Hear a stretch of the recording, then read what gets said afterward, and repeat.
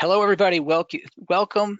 Thank you for coming to join us here for our webinar. This is Paul Talbot with 9 Connects, and you're in the right place if you are here for our webinar on the Outjob Editor. This is a webinar that we did actually many years ago. And looking at it, there's been many changes. I think the video has gotten better. I think that the audio quality should be better.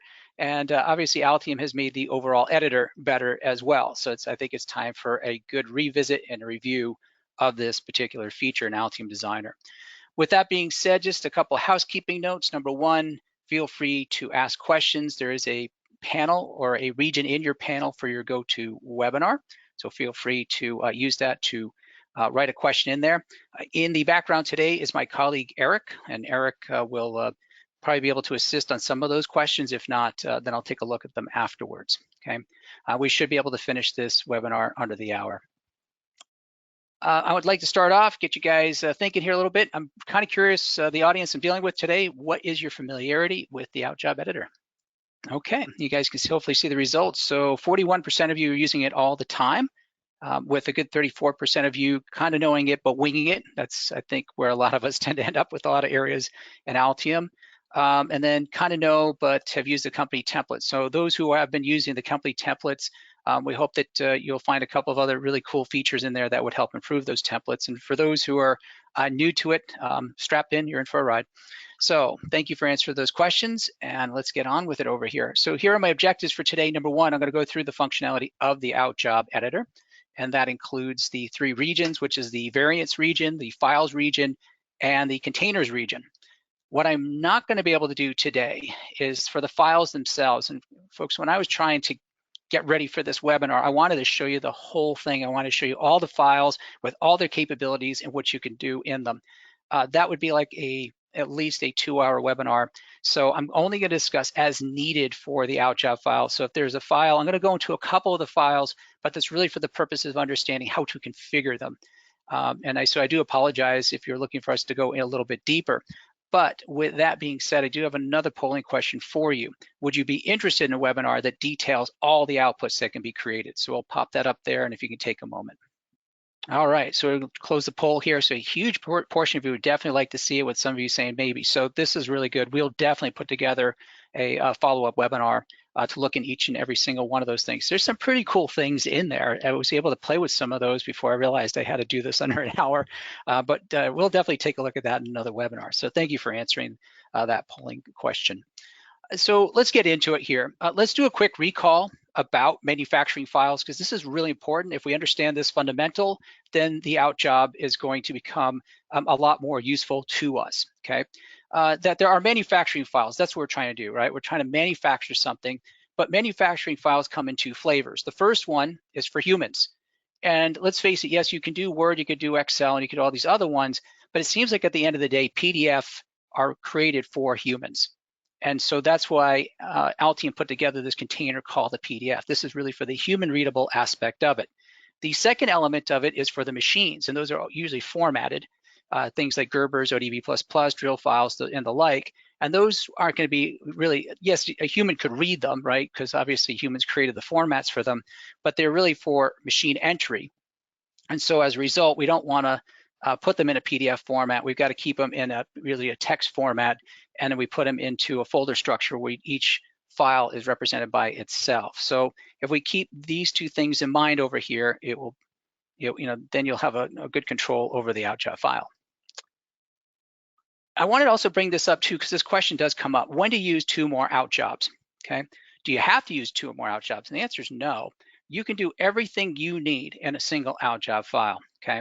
So if you need to do your general documentation, your assembly, and your fabrication, you can do it all in one Outjob, which is great. However, when would you want to use 2 or more? Well, 2 or more are recommended. It's not required, but recommended if you're dealing with separate revisions for fabrication and assembly. So some of you work for companies where you do have a fabrication revision and you have an assembly revision, and keeping the Outjob separate can help with that. Secondly, when you're dealing with many variants, so if you're getting into like 3 or more variants, it might be easier just to have a Outjob for each one of those variants. And then lastly, if you're using A365's project releaser, then you definitely have to have different Outjobs, one for fabrication and one for assembly, because even in the A365 project releaser, you have containers within that, and those containers are what get revised, or they're put under revision control. Okay, so just keep these things in mind. I do have another polling question for you because I'm kind of curious to know would you be interested in a webinar that deals with the release manager and A365? You can take a moment on that. Okay, so the results on this one is not as exciting as the other one, so we'll make sure that the webinar for the various Outjob results is done before this releaser, but it seems like there is somewhat of an interest in this. I have spent quite a bit of time in the release manager. It is really a creature all its own, so I think at some point, at some time this year, we'll get to a webinar with that. Okay, thank you again for taking the time to answer that polling question. All right, that's it for the PowerPoint slides. Let's get into it here, shall we? So I'm going to escape out of this, and let's bring this out, and let's bring up Altium Designer. Okay, so what you have here is our project. This is what we call the die, the 9-dot die. We've used this in other webinars in the past. I wanted to bring it up here because I thought it was a good example. We are looking at the PCB design of it over here. There is one variant of this particular design, and that will be kind of important as we go through our Outjob files. And I have been playing with various Outjob files, so you can see you can have multiple Outjobs. We're not going to look at those. We're going to start from the beginning and build it up from there. So to create a new Outjob, we go to File, New, and we're going to go into Outjob File. So when you open it up, if you're kind of new to this, it's very underwhelming in a sense. It may be overwhelming in other aspects. You're like, well, what do I do now? Well, let's look at the 3 regions, which we mentioned earlier. So first on the top, we have what's called the variant choice. Okay? And the variant choice basically allows us to pick which variant we want to use or how to deal with the variants throughout the files that we're going to ask the Outjob to create for us. If you don't have a variant, leave well enough alone because this will work just fine where it is as a default. If you do have a variant, then you've got 2 ways of dealing with this. The first one is you can say, hey, look, I'm going to set the variant. So if you have your base variant, which I probably should say baseline, I could have changed the name of this and I should have. Or I can just basically say I'm going to use my variant of this. And then if I say this, then everything I create over here is going to be specific to this particular variant. So you can change it up here. Now, what if you want to kind of mix them or control which one's going to get the variant? You know, if I want to create this for the variant, and I don't want to create this for the variant, or hey, you know, again, in Outjobs, you can do a lot of things. So you can create one file for, let's say, the bill of materials for the variant, and within the same Outjob, create another bill of materials for the baseline.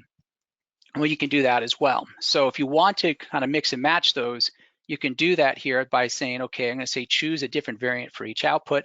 When you click on this, notice over here in the column, we've got another column here, and the variant would be listed if it's available.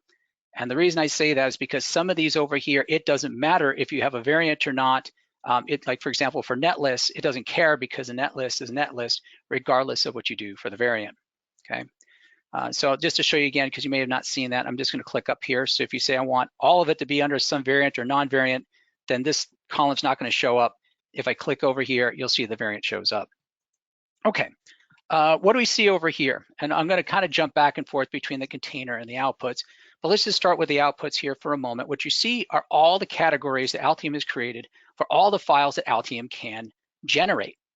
Okay, so if you can pretty much create it in the schematic editors, like this, the schematic and the PCB editor, library editors, the schematic editor itself, and the layout editors, all 4 of those editors, you can likely create it. Actually, you should be able to create it over here. That's the whole intent of this, is to not have you have to jump into individual editors and create these things. You should be able to get to access to all of them here.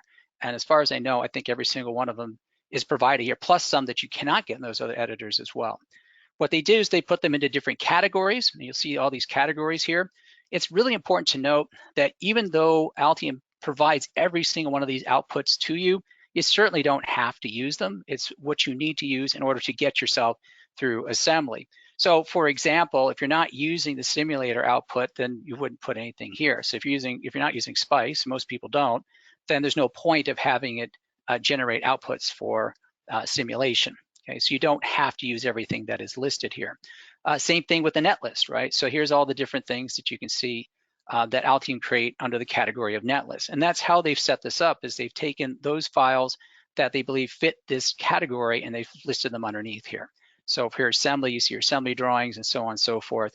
And that's how they've set these things up. Now I'm going to go back to this thing in just a moment and talk a little bit what happens when we pick a file.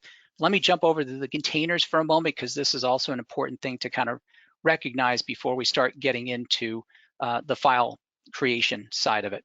So there are different containers, and by default Altium has 3 of them, and they set them all up here. One of them is the PDF. Again, this is for the creation of PDFs. Secondly, there is the folder structure, which is a nice way of them saying all your formatted stuff, as we mentioned earlier on. And lastly, there's one for the video, and I will show you how to create the video, though I think there's better ways of doing video, but nevertheless, they do have a video feature in here. Now you'll also notice that there is a place where it says add new output container. Okay, so you can have more than one PDF, you can have more than one folder structure if you want to do that. So let's say, for example, you want to have one PDF that really does take care of all your assembly and your fabrication stuff. So you say, well, I've got PDFs for assembly and I've got PDFs for fabrication. Well, I could just create a new, I could easily create a new container over here and give it a new name. And this kind of, I'm glad I did this over here, because what you can see here is that these things are names that you can change, because they're not just the container types, they're also names. And so, for example, I'm just going to call this one a documentation. You'll see why I did this a little bit later on, but it's just to give it a name over here, because when we start getting into how we're going to configure that container that ultimately is going to get saved into your file system, this name could possibly be used depending on how you set it up. Okay, so we'll get back more into the containers here for a moment, but I want to jump back into the outputs so we can see what's in here and how we set those up. Let's start off with the netlist outputs. So netlist, and I'm going to go back to what I may have said earlier, but I want to make it really clear. Just because Altium makes it available doesn't mean you have to generate it. Okay, and a netlist is a really great example of that. So if you're using Gerbers, for example, you have to provide a netlist if you want the fabricator to at least do a continuity check on the results that they come up with. Or if you're going to work with the people who are doing test, they may want that netlist for their flying leads. Okay, but if you're using something like Gerber X2 or using ODB++, that netlist has already been built in. So you need to know when to make use of the these files. Okay. Now here's a list of them. This is all of the outputs that netlist outputs that Altium can generate, which is quite a big list. But let's say, for instance, I want to have the Protel netlist outputted. Okay. So you'll see now I have a couple of different options here. I can either do it specifically to the schematics. I can do it to the PCB. I didn't even realize I could do this to the BOM dock. Little surprise, it's listed over there. But normally, if we want to reuse this over and over again, we want to pick those things that are in the square bracket. So I said, well, yeah, I want the netlist for the project. And so when you click on this, you'll see a few things that happen over here. Okay. So first, you'll see the name, and which we can change, by the way. And this is important too, because when you're setting up the container, Altium can use this name that you've given it. So say I want to say netlist space Protel. Let's change that there. There we go. The data sources project, and again, that just basically says just use the project. And again, this allows us to use it later on. So if we want to copy this Outjob to another project, it's generic enough to use it again, which is really cool. We have the output description here. Now, this is really WYSIWYG. What you see is what you get on this. And I wish you could change these descriptions, but I don't know of a way of doing that, but it just gives you an output description. You'll notice here that there's no variant. So even though I do have 2 variants in this particular project, there's no variant here, which makes sense because, again, netlists are not subject to variants, right? So variants are basically, are we going to populate or not, or are we going to substitute a different part or not? Really, that's the idea behind a variant. But the netlist remains the same, so Altium does not give us a choice on a drop down here as to which one we want to use. And then lastly here, this is how we connect the outputs into the containers. Okay, and you'll see that there's no circle over here because the netlist is formatted. Okay, and so if you want to create this netlist, we have to click into basically a folder structure, and Altium knows that this is formatted, and therefore it now makes it available. If I want to link it to this, I select the container which I want to use, and then I would press this press on the radial here, and there you go. I can put that in there. Be careful when you do it on the PDF side, because the order in which you click on these buttons is the order in which these will get created. And on the PDF side, you have the option of collating everything into one big happy PDF, or you can break them up into multiple ones. Now on the folder structure side, obviously we wouldn't do that because everything has to have its own file structure. But nevertheless, that's how it all gets connected together. And there it is. I'm going to undo this for the moment. Just and we'll get back to adding these things in there when we get a little bit deeper into the containers. Let's take a look at a couple of these other things that we have over here. We talked about the net lists. We talked about the simulator outputs. We got the mix sim here. Again, you see the same idea behind this over here. What I want to do is I want to get to the documentation outputs because there's some things that are kind of important in this area. The first one I'm going to mention to you is that not everything's going to be lit up. So obviously I don't have a harness design, so these are not going to be available to me. There are situations where things will not show up here unless you actually create them, Draftsman being one of those. So if I have a Draftsman document here, but if you don't have Draftsman document in your project, it's not going to list. So make sure that you have a Draftsman document.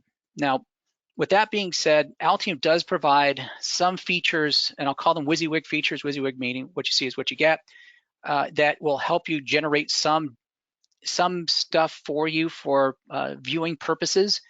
But I'm going to be honest with you, Draftsman is going to give you the best flexibility and capability as to how you want to present it. And I'll give you an example of that. So if I go in this one called Composite, I'm going to create this one. So again, I'm not going to pick the specific PCB doc. I'm going to create the PCB doc over here. So again, keeping it generic. And it brings these things up. Now this one, I could have a variant on it if I wanted to change that. Also notice that this is actually a PDF, not a folder structure here. So if I click on this, it now becomes available. There's a couple of other things too, because you say, well, okay, it's one thing to just throw this thing up here. Well, how do I configure it? Now, for the net list, I didn't show this over here, but in theory, it's here as well. You can see that there's a configure. This is grayed out because you really don't have any way of really configuring a net list. Once it generates a net list, it just uses the format, it's done. There's another one here called document options, and all of them do have this, and I'll bring this up for a moment so you can understand what this is. Okay, and the document options, you'll see that this is blank because I am not using A365. I'm not connected, and even if I was connected, this project is not being managed. If it was managed, then that information would be filled with A365 revision information. And what this basically allows you to do is if there's an earlier revision that you wish to use, you can choose that revision. Okay, but since I'm not in that circumstance, that's why this is pretty much blank.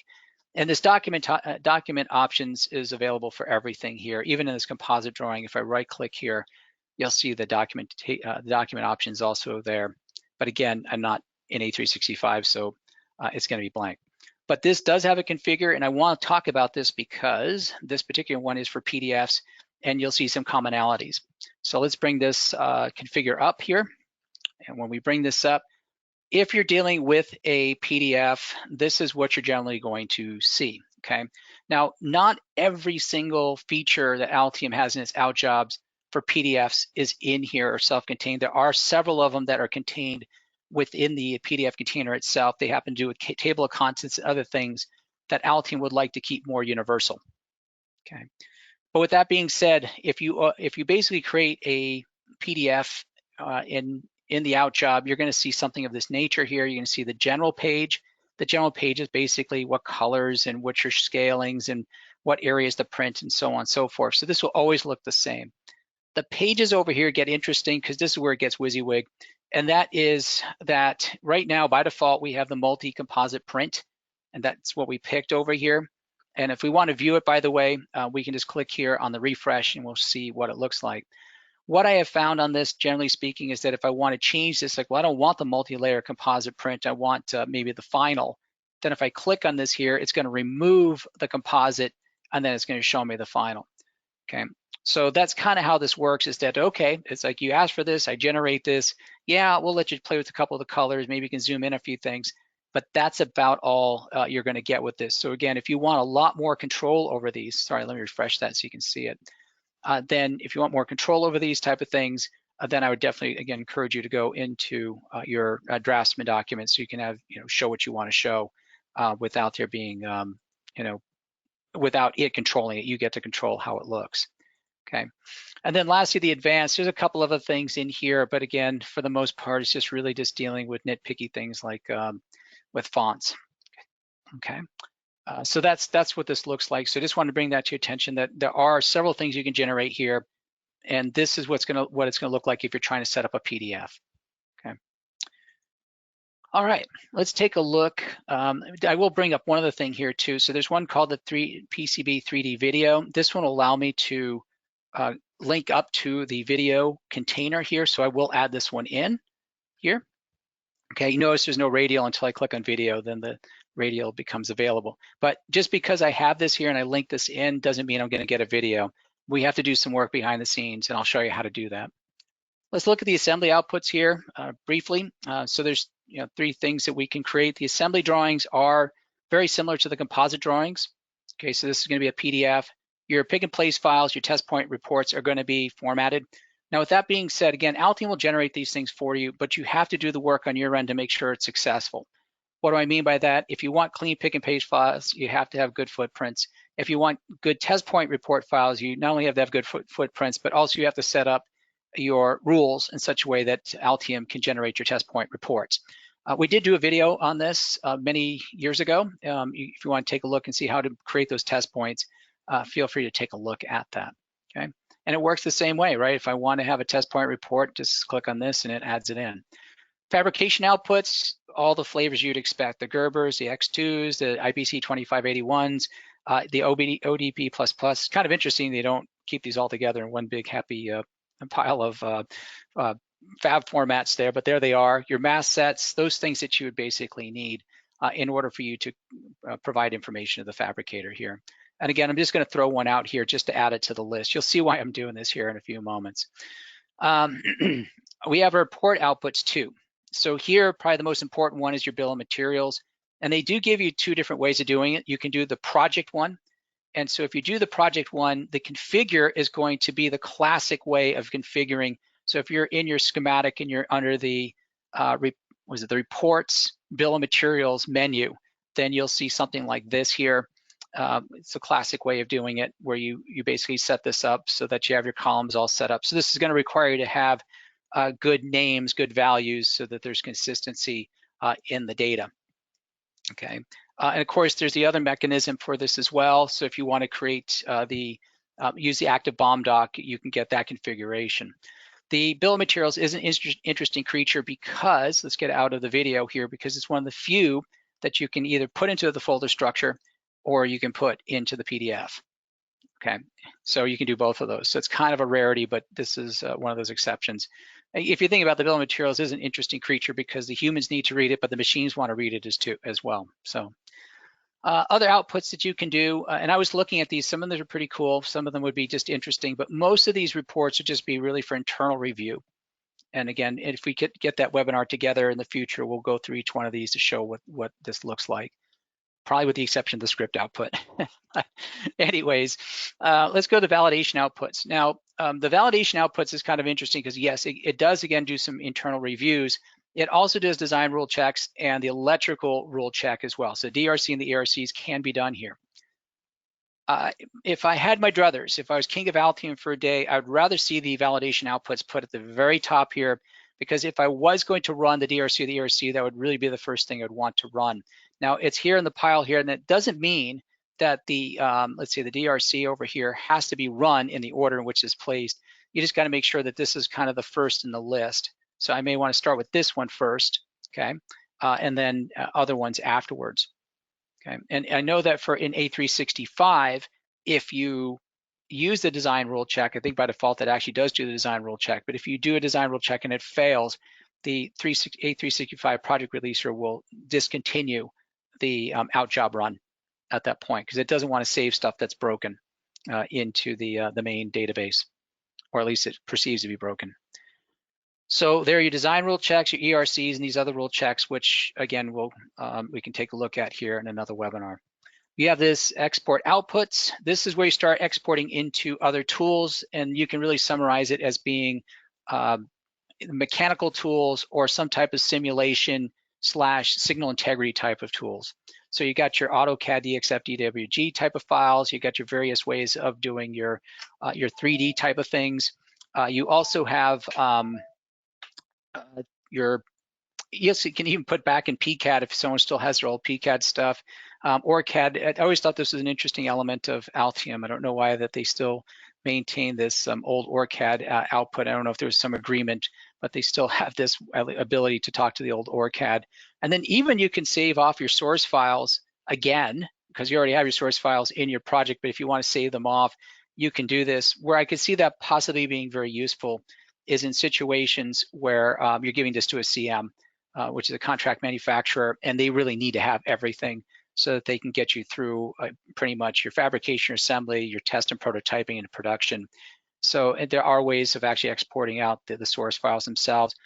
Under normal circumstances, you probably would not export these out. You've already got them, and the fabricator and the assembler generally don't need them.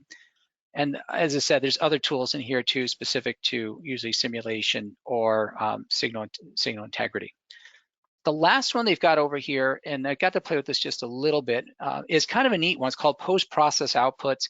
So, after we set this whole thing up over here and we generate these, then what do you do? Well, normally you'd have to go into the directory where they got created and copy them off somewhere else.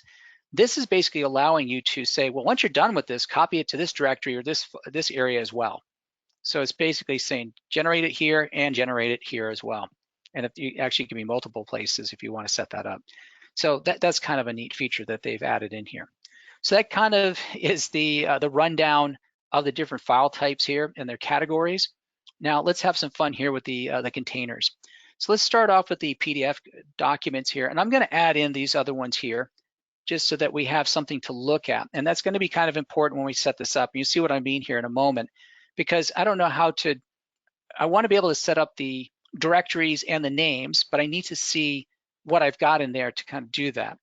So if I go into the change, you'll see over here a couple of things. You've got the advanced, and then you've got this thing up here that, again, is underwhelming yet overwhelming.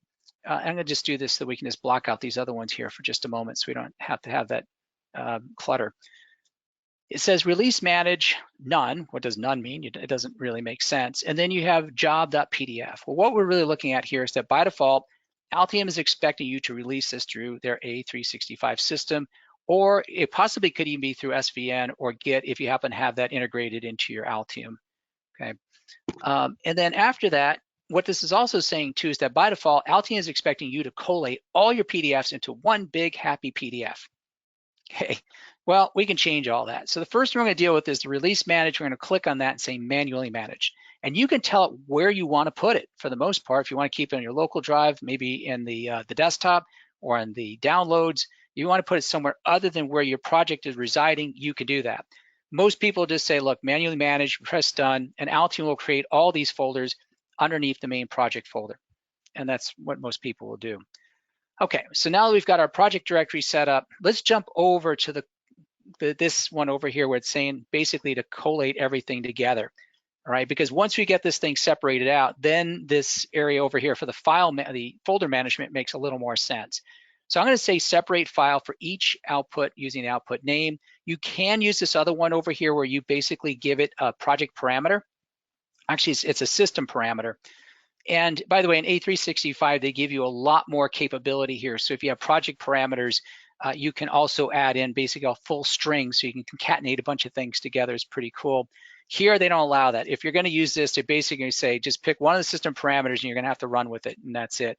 I was trying to make it so that I was trying to add things in here, like I type in like rev and then do a plus, and then I try to say, well, okay, in that case here, I want to do like the current time, but it seems to kind of get fussy with me. Or if I do this current time, then it doesn't really give me the ability. Oh, now it's working today. Okay, so I might be able to actually do concatenations in here too. So if you do have project parameters, you should be able to put those in here and do the concatenation. I thought this was only available 365, so I stand mistaken. But for the purpose of this argument here, I'm actually just going to let Altium name these, and these output names are going to be based on the names that we gave over here in the I'll show it to you in a moment, but basically the names in the first column. So we'll press done here, and you'll see that now there are some subfolders, and you'll also see the names over here. Now let's go back over here and press OK, and we'll go over here to the bill of materials. So I just want to show you that this was just that that name actually came from here. As soon as I gave it this little number here, we go back into the change here and you'll see that that got added in. So these names do have an impact on this if you happen to select this method of naming these PDFs. Now you'll also see that there's a none and there's an output type. So the output type is driving how the folder is being named. So if we click here, you'll see it says output type. You could also use output name as well. And it does change here on the fly, which is really nice. And the whole point of this preview over here is so that you don't have to generate all this stuff, because some of it can take, if you got a big enough project, you can go to lunch and the thing will still be running when you come back, right? So you don't want to have to experiment through this. What this is doing is showing exactly how it's going to generate it before you actually generate it. Do you have to have a folder? No, you can just dump everything in here if you want, or again, you can just do the output name or the output type, or you can give it its own name or prefix to the output type. So they give you some options over here to be dangerous, okay? And we'll just press done on this. If you want a further folder, you can do that as well. And this is what I was mentioning very earlier on. You can see they can say, well, if you want to do it based on the container name, you can do it. And that's why I named this one PDF document, so you can see the container name or just the container type, which is just PDF. And to be perfectly honest with you, you might want to do this for no other reason than, hey, look, when you create these, remember, when you hit the generate content, all you're going to do is generate PDF content, as opposed to if you go over here to the folder structure, you're going to be generating your formatted content. So you may want to separate these out. Other people may say, well, no, I'm just going to separate these based off of assembly versus fabrication. And I could see people doing that as well. Okay? So all depends on how you want to organize that data. So hopefully that makes sense. But the cool part about this is play around with this, because you can see, well, what if I do this? What happens? Okay, this is how it looks, right? So don't be scared of it. You're not going to generate content until you hit this button over here, generate content, right? So you can mess around with it and see how you're going to set it up, and then after that, then you can hit the button there. And even, by the way, if you do hit this button here and you keep it local, all right, well, you don't like what you see, or you say, well, I don't want that anymore, set it up again, hit the button again. So don't be afraid of this thing. It's not, I mean, obviously the worst thing that's going to happen is that you're going to create extraneous stuff that's going to take some time, but that's the worst that's going to happen, right? So there you go. Then we click on the advanced. As I mentioned earlier, there are some features of the PDF that Altium holds here to be universal. So things like opening up the PDF export, prompting if it already exists, generating the table of contents. It wants to make sure if it's going to generate a table of contents, it's going to be consistent through all of your PDFs. And other things here too, like bookmarks and whether or not you want to add certain things to those bookmarks. Okay. So I'll press OK over here. And to be perfectly honest with you, though we could spend some time on this, the folder structure is the exact same thing. The only difference is obviously you're not going to collate it, right? Because the whole point is to have a different file for each one of the formats. But the idea still remains the same. This would be manually released, press done. If you want to have a folder here that's basically called folder structure, just to separate it out from the PDF, you can do that. So, and of course you can change your names accordingly. In terms of the advanced, there's not much over here. The only thing that it'll ask you is whether or not you want to have Camtastic open if you are generating these types of folders, or files, pardon me. If you're generating these files, if you want to preview them.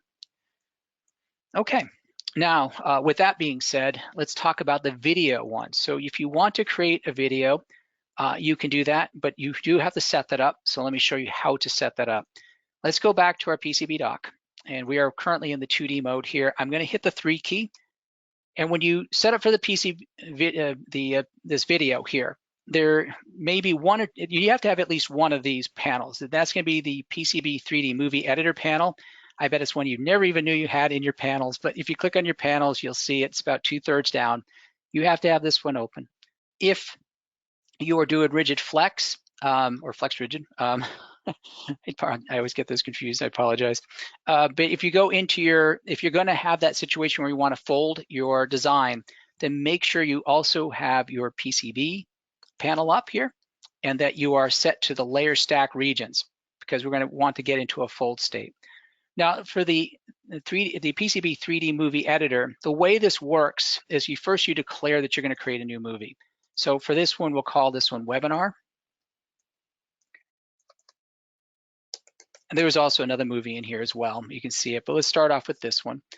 And sometimes it does jump to an older movie you do. So if I click over here Sometimes it jumps back to the 9.die, but make sure that you're on your movie over here, and that now we want to focus over here into what they call the keyframe. So the idea of this movie is that you're trying to give it, shall we say, its main points, its climactic points. And we'll show you what I mean by that here in a moment. So the first thing is I wanted to start off like this. So I'm going to say new. By the way, keyframe and new do the same thing. So you can say new here, add, or you can just click on new, add, and it does the same thing. And by the way, you don't even have to even give these things names. It's really more for the user, but I'll just call it the beginning. All right. And the duration is usually kind of this like, okay, I'm going to work up to it, stop there, and then give it a second or two before it goes off into the next position that you wanted to have it look at. So this is where I want to start with it. And now I'm going to jump back over here. I'm going to hold down my shift key, right mouse click, and I'm going to turn this around. And I want to do this in such a way. Let's move this over here. Yeah, so I want it kind of at an angle, and that'll be my next one. So if I'm happy with this position, then I'm going to say, okay, give me a new frame here. So I'll say backside. Right. And so the duration here is really about like, hey, at what point are we going to kind of hold to this position before we jump to the next one? And then let's say I want to now start folding this up. So what I'll do here is I'm going to go into my PCB panel here, and I'm going to change the fold state, and I'm just going to say, hey, fold this all into one big happy camper here. Now, obviously, this is going to assume that you've already set up your board. Again, if there's flex in there, that your bend radiuses have all been set up over here already, and that in this case, they've been set up. Okay. And I'm going to zoom this in. So there we go. I've got that here. I'm going to go back to my PCB 3D editor, movie editor, and I'm going to press a new, and I'll add, I'll say folded. Okay. And I can continue doing this all day long, right? And so if I want to, I can, sorry, yeah, there we go. I just jump back to this one over here. And if I wanted to copy it, saying like, well, I want to go back to this here, I could say, like, I could probably copy this one over here and put this like that. Now, just for time's sake, you can add these as many times as you want, and then after that, you can watch this. I'm gonna just leave these three here because it does take a little bit to render it. Let me jump it back to the first one, hold on. There we go. And I have found that if you're not using the, the flex stuff, it can render this a lot smoother. But this is what it's doing here, is that it'll render this through here. But because you have to remember what you're doing is you're telling, hey, go from point A to point B over here. So now it's trying to work in the folding as it's trying to also move it as well. So it makes it a little more bumpier. But the video rendering is pretty good afterwards. So how do you render this? Well, now that we've got this set up over here, we have this thing called webinar with our keyframes. We can go back into our Outjob. And here we do have to basically tell it, we have to go to configure. So let's go to the configure over here. It does, we have to click on this here, okay, because that's the options. And we also need to say which one we want to use. So we're going to use the webinar, press OK. When you go into this part is really important. You'll have to play with this because I find that it all depends on the type of computer and software that you have on this, but click on change. And obviously this looks like all the other things we've looked about here on the containers, but the advanced is really important. So make sure you kind of play with this, make sure it works based off of what you have capable to you. I'll be, to give you honest, my opinion here, I found that the FFmpeg seems to render better. I've had some problems with the Windows Media, but again, I think we do that other webinar. I will definitely go into more detail about how to set this up so that you're successful for it. But at least this makes you dangerous enough to at least get a video out. And then you ultimately generate the content, which takes me to that part. Let's talk about generate content. So for this webinar, I'm not gonna generate the content because I wanna keep this, otherwise it's gonna take a little bit of time to do. And really when you generate this, it's gonna put it exactly where we told it to put it here in the configuration for the output management. And in the, so I don't need to waste your time popping those things up here.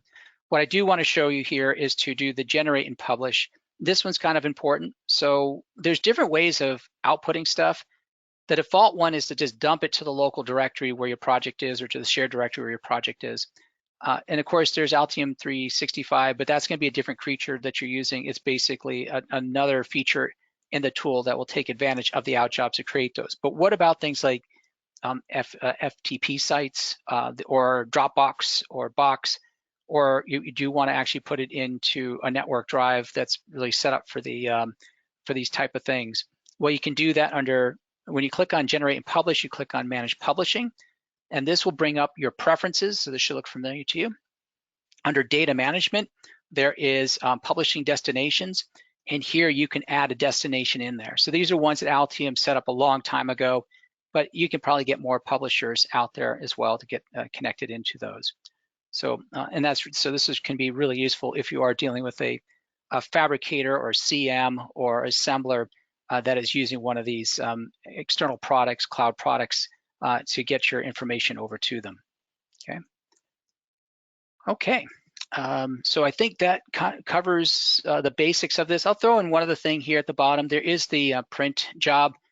Again, you can certainly use this one, and you can, queue up the things that you're going to print if you want to do that. But I'm going to be honest with you, I think most people would probably do their print jobs through the editors themselves than necessarily doing it here. But you certainly can, queue those things up for print and send them to the printer if that works for you. Okay. All right. With all that being said, let me jump back over to my PowerPoint for a moment, and let's continue here under the from the current slide here. I'd like to ask you a polling question. Now that you've seen this demonstration, did you get something from it? You guys take a moment to do that. Great. Okay, we got those results. For those who kind of said not really, that just means you know it just as well as I do, if not better, and that's a good thing, right? That means that you know how to make this this powerful feature of Altium work. Okay. And with that being said, I do have one other polling question. What do you think of the webinar? Be honest. Great. And thank you, everybody, for your review of that. So, well, with that being said, if you don't mind, I'd like to talk a few moments about 9.connects. You are here for a reason. And the reason you're here is you want to learn and refresh yourself on the Outjob Editor.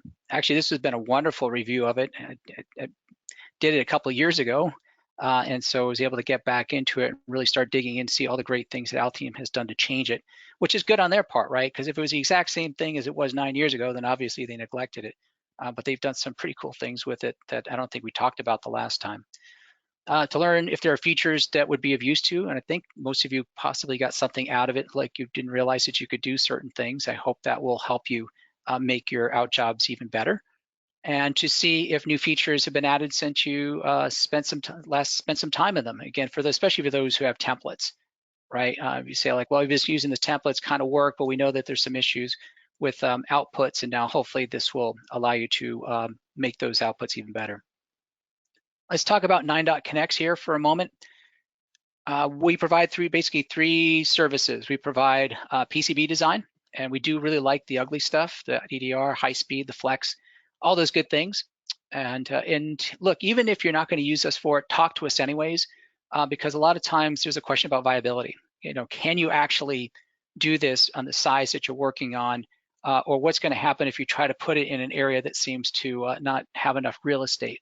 What are the impacts on that? Because we've been put into some pretty tight corners, and we were able to do it, but we had to make sure people understood the number of layers that required, or the amount of time it was going to take to do it. The training, we do 3 different trainings. We do our PCB Foundations class, a great class if you're just trying to get a better handle on the processes of PCB design. So we talk about that basically the soup to nuts, and starting a project all the way to getting your manufacturing files out there. And though we do use Altium as a reference, the intention is to really just walk through the process, not through a software point of view, but the process itself. We teach also, or we instruct on the Altium Designer Full Spectrum Training. This is a really great program for those, even if you are proficient in Altium, if you want to really learn all the other nooks and crannies that Altium has, this is a great opportunity to do so. And then we also do A365, and this is a different creature. We don't teach like a 3 or 4 day class in this. This is kind of a class that we go over several months because we got to give homework. And that's because A365 is a team tool. People have to be on board, people have to agree, and they have to all kind of be in sync as you move through the process of configuring A365. There's library. We do restoration, creation, migration, librarian services. So if your libraries need a little bit of love, a little support, let us know. We can probably help you out there. I do want to focus for a moment on our private training. This is one we like to do the most because number one, allows for more internal conversation between people. If we do our public trainings, people are going to be a little more hush because they don't want to expose things that other people outside the company don't need to know about. Okay. There's also custom times and days. So if there's like, hey, look, we can meet this entire week for 5 days, but we got to go from, let's say, 9 to 12 because in the afternoon we got other things we got to do. We can work around your schedules. We can do online or in person, though I'm going to be honest with you, in person is probably the most effective because we can go around seeing what people are working on, answer questions, and just keep everybody in the loop.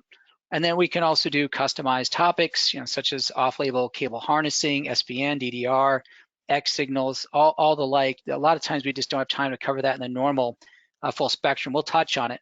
But if you're saying like, look, we really want to get deeper into the DDR, then we can set up the training accordingly to do that.